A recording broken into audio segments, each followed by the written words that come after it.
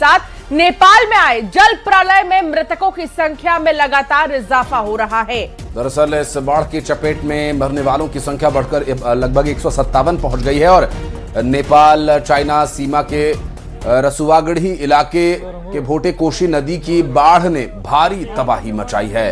हादसे में अभी तक 750 लोगों के लापता होने की जानकारी सामने आई है, जबकि 75 लोग से ज्यादा लोग घायल हैं। लापता लोगों में नेपाल पुलिस के 26, नेपाली सेना के 44 और सशस्त्र पुलिस बल के 13 जवान भी शामिल हैं। बाढ़ प्रभावित क्षेत्र से अब तक 93 लोगों को सुरक्षित बचाया गया है। हेलीकॉप्टर की मदद से बड़े पैमाने पर राहत बचाव अभियान चलाया जा रहा है। इस भीषण बाढ़ की वजह से सड़कों, पुलों को भारी नुकसान पहुंचा है।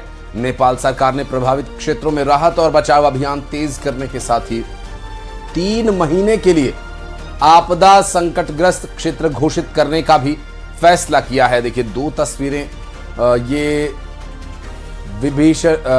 बाढ़ की विभीषिका का ये मंजर है और पुलिस और सेना का एक बहुत बड़ा ये रेस्क्यू ऑपरेशन रहेगा और चुनौतीपूर्ण पूरा माहौल इस वक्त, क्योंकि नेपाल में आई ये बाढ़ जिसने अब तक न जाने कितने ही इंफ्रास्ट्रक्चर को, लोगों को बहाकर नुकसान पहुंचाया। और ये लगातार एक और बड़ी खबर, ये देखिए तस्वीरों के साथ तबाही की अलग अलग तस्वीरें सामने आ रही हैं। बिल्कुल, तो नेपाल में भीषण बाढ़ के बाद एक बार फिर से फ्लैश फ्लड का खतरा मंडरा रहा है। चीन ने नेपाल को अलर्ट जारी किया है कि तिब्बत में लैंडस्लाइड के बाद नदी का रास्ता बाधित होने से बनी झील अभी पूरी तरह से खाली नहीं हुई है।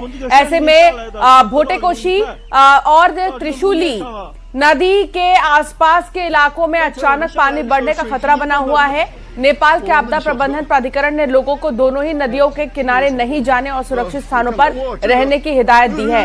ये 2 तस्वीर ये बताने के लिए काफी हैं कि इस वक्त नेपाल में क्या हो रहा है। नेपाल में जो बाढ़ आई है उसके बाद क्या मंजर है, कितने लोग लापता हुए हैं, कितने लोगों की जान गई है, ये सिर्फ अभी छुटपुट आंकड़े सामने आए हैं। अभी तो और एग्जैक्ट आंकड़े आना बाकी है। तो नेपाल में बाढ़ और प्राकृतिक आपदा के बीच केरुंग बॉर्डर के पास भारी तबाही का वीडियो सामने आया। ये तिब्बत सीमा के पास हुए लैंडस्लाइड की वजह से नेपाल में बड़े पैमाने पर नुकसान का कारण बना। तस्वीरों में भी आप देख सकते हैं कि सैलाब पूरी तरह से प्रभावी दिखाई दिया और सड़क को बहा कर ले गया अपने साथ। और कई तस्वीरें ऐसी भी सामने आई जिसमें न सिर्फ सड़क बल्कि भारी भरकम पुलों को भी पानी का तेज बहाव बहा कर ले गया। और केरुंग बॉर्डर के पास से सामने आई तबाही की ये तस्वीरें, सैलाब जिसने पूरे इलाके को प्रभावित किया। और ये देखिए अलग अलग तस्वीरें सामने आ रही हैं। ये जो तस्वीरें हम दिखा रहे हैं आपको, किस तरह से लोग जान बचाकर भाग रहे हैं आप देखिए। और ये देखिए ये रिहायशी इलाकों में, और गाड़ियां, इंफ्रास्ट्रक्चर, पुल, सड़क, जो भी इस पानी के वेग के सामने आया, सब कुछ इस पानी के बहाव ने बर्बाद कर दिया। और आप देखिए तस्वीरें और ये सूरत हाल, कुछ जो बाढ़ आने के बाद की स्थिति और बाढ़ के दौरान दोनों तरह की तस्वीरें इसमें हम आपको मिली जुली दिखा रहे हैं। ये अभी 24 घंटे भी नहीं गुजरे इस घटना को, लगातार आगे से एक और चेतावनी, जैसा कि अंशिका ने बताया कि चाइना से एक और अलर्ट नेपाल को किया गया है, क्योंकि जिस तरह से घटनाक्रम हुआ, वो जो लैंडस्लाइड, और ये देखिए लोग फंसे हुए हैं पानी के अंदर, जैसे तैसे अपनी जान बचाकर वहां से निकलने का प्रयास करते हुए, क्योंकि हर तरफ तबाही का समंजर है वाकई में। और तबाही की अनगिनत तस्वीर हम आपको दिखा रहे हैं। आप देखिए कि कैसे अचानक से, मतलब चंद सेकंड्स की यही बात थी, चंद सेकंड्स में पूरी तबाही आती है।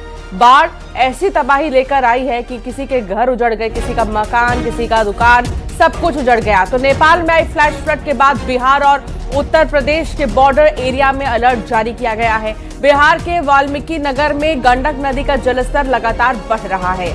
यहाँ के गंडक बैराज पर जल स्तर बढ़ने की लगातार निगरानी भी की जा रही है।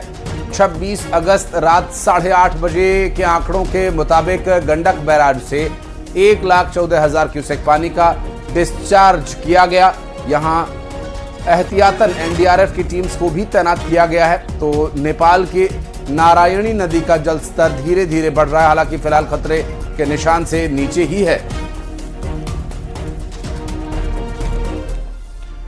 और बढ़ते आगे, रुक करेंगे कुछ अन्य खबरों का। छतरपुर से आई खबर, जहां लवकुश नगर अनुभाग में भारी बारिश की वजह से केल नदी इस वक्त पूरी तरह से उफान पर है। केल नदी के उफान पर होने से पुराना ब्रिज डूब चुका है, उसके ऊपर से पानी बह रहा है, जिसके चलते गौरीहार बारीगढ़ मार्ग ठप हो चुका है। तस्वीरों में हम आपको दिखा रहे हैं कि कैसे पुराने ब्रिज पूरी तरह से डूब चुके हैं और ऊपर से पानी बह रहा है।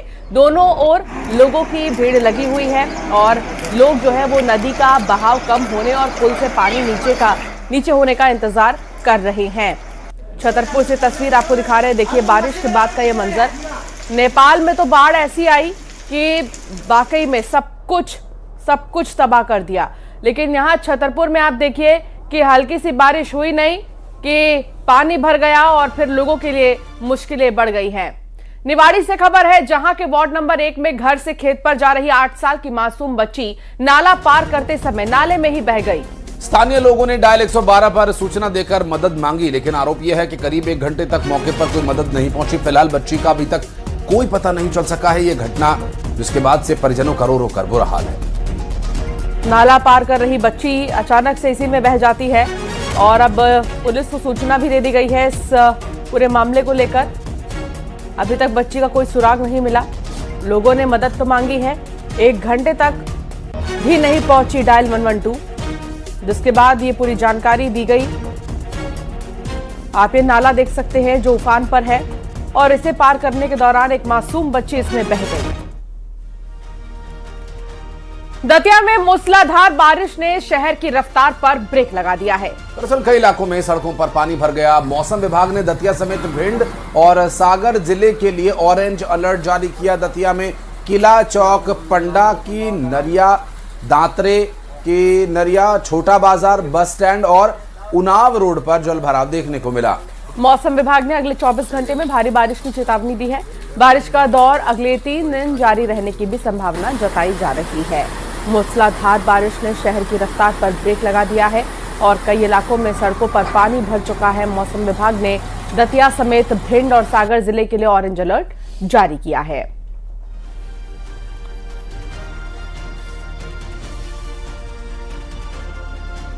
दतिया से सामने आई तस्वीरें देखिए, रिहायशी इलाका हो या